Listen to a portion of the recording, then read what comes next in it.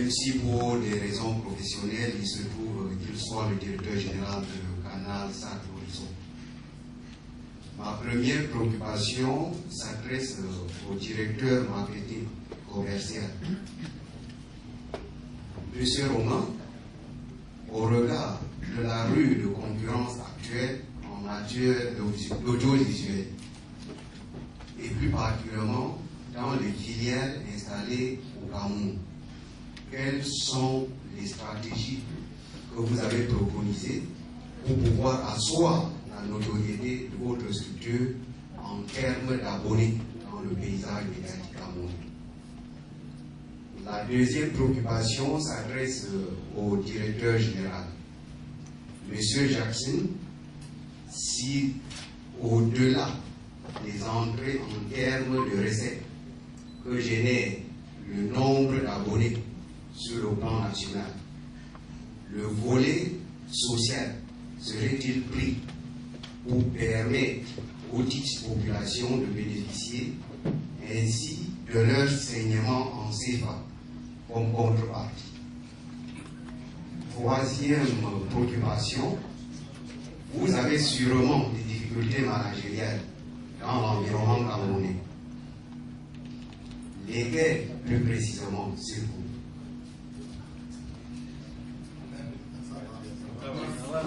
Merci.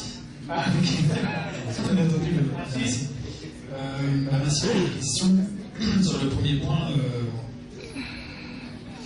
juste pour vous dire que, pour résumer un peu ce que vous avez décrit là, avec la rentrée des programmes, par rapport au marché concurrentiel, c'est un fait, on a décidé d'axer notre action autour de la trois priorités. Enfin, la première, c'était justement l'accessibilité. Je vous en ai parlé en préambule. On a lancé les nouvelles offres, notamment Access et privilèges, justement pour permettre au plus grand nombre de rejoindre la famille Canalsat. J'aurais pu parler également en termes d'accessibilité de la proximité, c'est-à-dire qu'on est dans une stratégie de développement du réseau de distribution. Je n'ai pas eu l'occasion de vous en parler puisqu'on parlait du contenu des programmes, mais on est avec nos partenaires dans le désir d'être présent dans toutes les villes où on n'est pas encore présent aujourd'hui pour que toute personne désireuse de s'abonner à Canal Horizon puisse aller dans un magasin aux couleurs Canal, charcuterie Canal, en essayant de créer une véritable identité visuelle.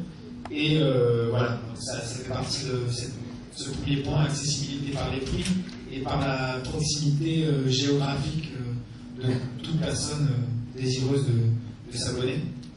Et le deuxième point, on l'a vu un peu là, c'est l'innovation. C'est-à-dire que par rapport au marché concurrentiel, on a la chance d'avoir un groupe, Jackson vous en parlait, mais un groupe assez tentaculaire derrière, Canal+, qui est vraiment une marque installée depuis maintenant plus de 25 ans. Et donc, qui a un département développement technologique dont on recueille les fruits aujourd'hui avec le lancement du PVR ou très bientôt de la HD.